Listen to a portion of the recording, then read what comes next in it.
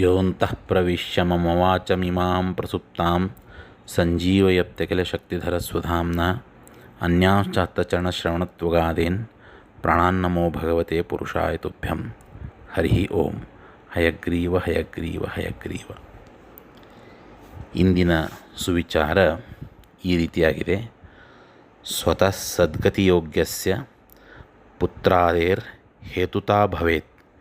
ಯೋಗ್ಯತಾ ಅನಾದಿಭಕ್ತಿ ಸ್ಯಾದ್ ಅಯೋಗ್ಯಸ್ಯ ಕುತೋ ಗತಿ. ಅಂದರೆ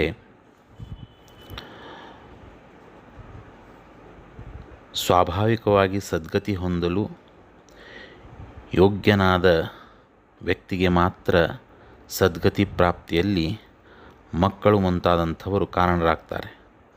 ಅನಾದಿಯಾಗಿ ಸ್ವರೂಪದಲ್ಲಿರುವ ಭಗವದ್ಭಕ್ತಿಯೇ ಸದ್ಗತಿ ಹೊಂದಲು ಯೋಗ್ಯತೆ ಎನಿಸುತ್ತದೆ. ಅದಿಲ್ಲದವನಿಗೆ ಸದ್ಗತಿ ಹೇಗೆ ಲಭಿಸಲಿಕ್ಕೆ ಸಾಧ್ಯ ಎಂಬುದು ಇದರ ಅರ್ಥ. ಸಾಮಾನ್ಯವಾಗಿ ನಾವೆಲ್ಲ ಅಪುತ್ರಸ್ಯ ಗತಿರ್ನಾಸ್ತಿ ಅನ್ನುವಂತಹ ವಾಕ್ಯವನ್ನು ಕೇಳಿರ್ತೇವೆ. ಅದರಿಂದ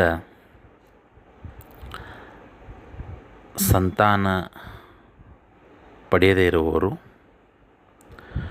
ಅಥವಾ ಕೇವಲ ಹೆಣ್ಣು ಮಕ್ಕಳನ್ನೇ ಹೆಣ್ಣು ಸಂತಾನವನ್ನೇ ಪಡೆದಂಥವರು ಆ ಒಂದು ವಾಕ್ಯದಿಂದ ಬಹಳಷ್ಟು ನೊಂದುಕೊಳ್ಳುವಂತಹ ಸಂದರ್ಭ ಇರ್ತದೆ.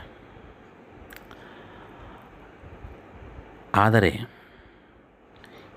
ಇಂದಿನ ಈ ಸುವಿಚಾರದಿಂದ ನಮಗೆ ತಿಳಿಯುತ್ತದೆ ಅದರ ನಿಜವಾದ ಅರ್ಥ. ಇಲ್ಲಿ ಕೇಳಿದ್ದೇನು ಅಂತಂದರೆ ಅಯೋಗ್ಯಸ್ಯ ಕುತೋಗತಿ. ಅಲ್ಲಿ ಹೇಳಿದ ವಾಕ್ಯ ಏನು? ಅಪುತ್ರಸ್ಯ ಗತಿರ್ನಾಸ್ತಿ, ಅಂದರೆ ಪುತ್ರ ಸಂತಾನ ಪಡೆಯದೇ ಇದ್ದವನಿಗೆ ಸದ್ಗತಿ ಇಲ್ಲ. ಇಲ್ಲಿ ಈ ಒಂದು ವಾಕ್ಯದ ಅರ್ಥ ಏನಂದರೆ ಅಯೋಗ್ಯಸ್ಯ ಕುತೋಗತಿ, ಅಯೋಗ್ಯನಾದವನಿಗೆ ಸದ್ಗತಿಯಲ್ಲಿ.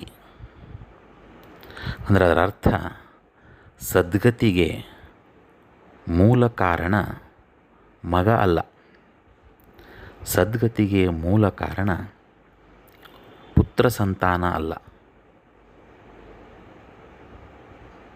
ಹಾಗಾಗಿ ಸದ್ಗತಿ ದೊರಕೋದಿಲ್ಲ ಅಂತನ್ನಲಿಕ್ಕೆ ಸಂತಾನಹೀನತೆ, ಅದರಲ್ಲಿಯೂ ಪುತ್ರ ಸಂತಾನಹೀನತೆ ಅದು ಮುಖ್ಯ ಕಾರಣ ಅಲ್ಲವೇ ಅಲ್ಲ.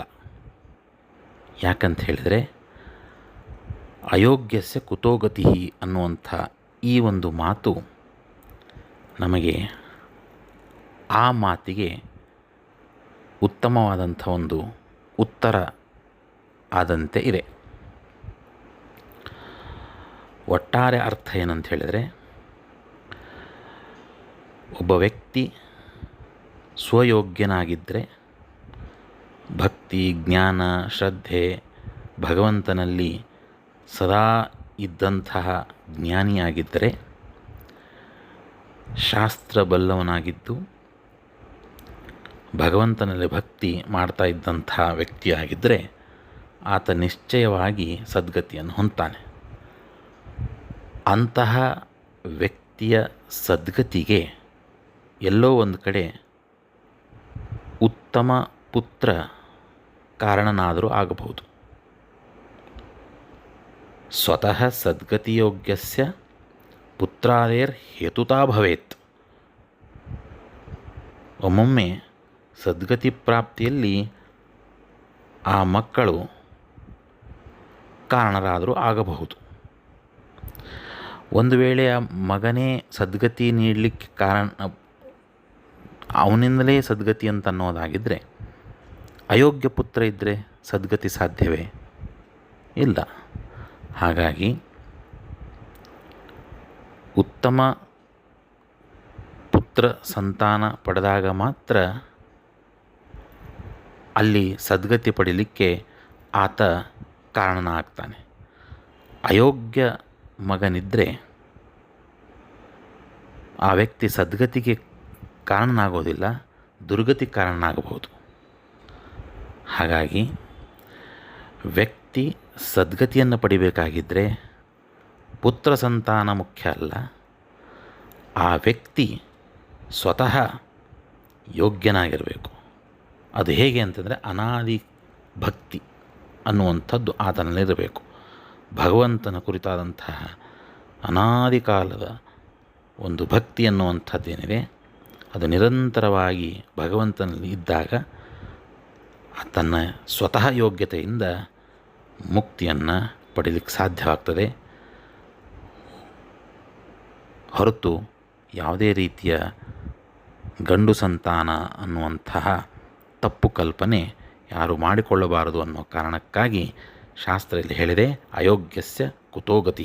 ಹಾಗಾಗಿ ಅಯೋಗ್ಯರಿಗೆ ಯಾವ ಮಕ್ಕಳಿದ್ದರೂ ಅದು ಉತ್ತಮ ಗತಿಯನ್ನು ಕೊಡದು.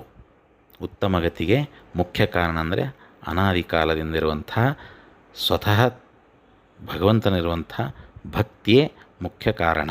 ಹಾಗಾಗಿ ಆ ಭಗವಂತನಲ್ಲಿ ಭಕ್ತಿಯನ್ನು ಮಾಡಿ ಮುಕ್ತಿಯನ್ನು ಪಡೀಲಿಕ್ಕೆ ಪ್ರಯತ್ನವನ್ನು ಮಾಡೋಣ ಅಂತ ಹೇಳ್ತಾ ಭಾರತೀಯ ರಮಣಕ್ಕೆ ಪ್ರಾಣಾಂತರ್ಗತ ಶ್ರೀಕೃಷ್ಣಾರ್ಪಣಮಸ್ತು. ನಮಸ್ಕಾರ.